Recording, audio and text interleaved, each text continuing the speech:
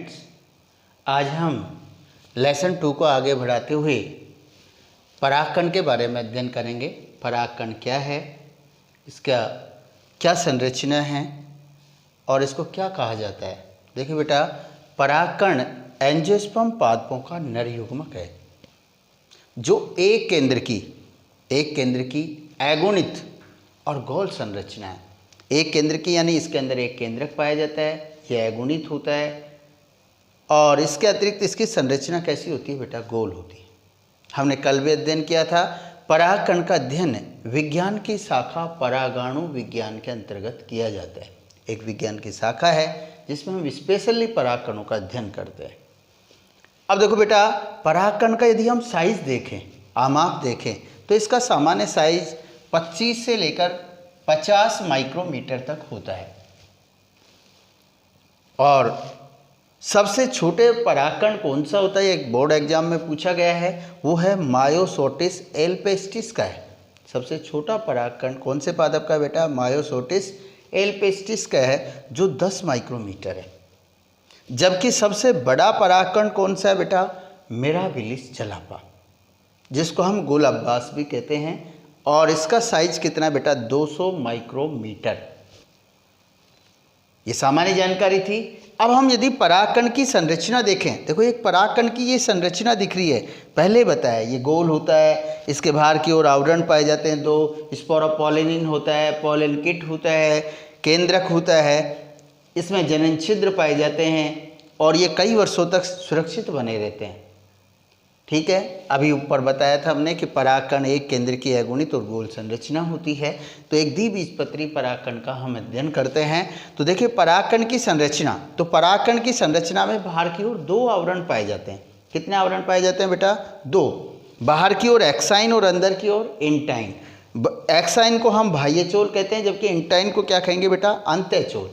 बाह्य आवरण और आंतरिक आवरण, बाह्य चोल या अंतःचोल, इंग्लिश में इसको एक्साइन और इंटाइन।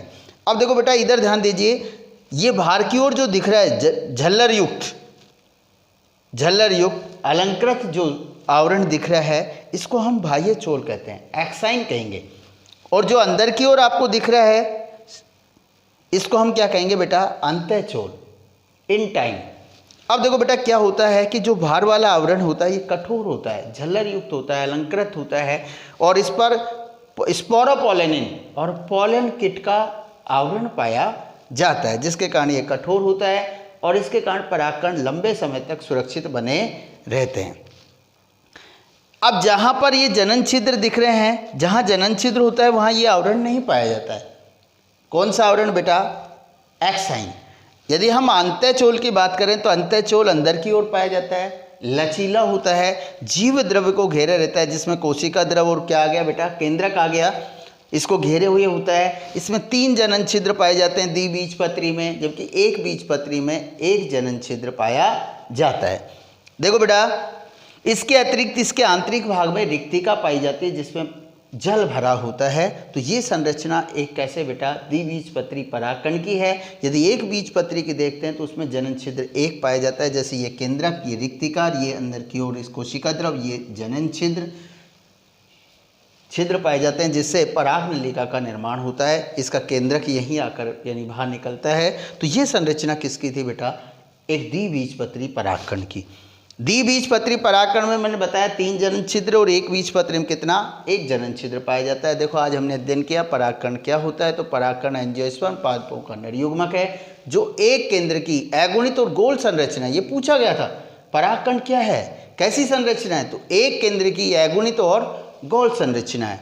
जब इसका अध्ययन किस में किया जाता है, परागाणु विज्ञान में। इसका सामान्य साइज कितना है, 25 से 50 माइक्रोमीटर। सबसे छोटा किसका है, मायोसोटिस एल्पेस्टिस। सबसे बड़ा किसका है, मिराबिलिस जलापा का। इसकी संरचना कैसी है कि 2 आवरण पाए जाते हैं, एक्साइन और इंटाइन। ठीक है, जिस पर स्पोरोपोलिनिन पोलन किट का आवरण बाहर की ओर जो सुरक्षा का कार्य करता है, ये और ये आंतरिक भाग की सुरक्षा करता है, जो सेकंड जो आवरण है intine. Thanks, have a nice day.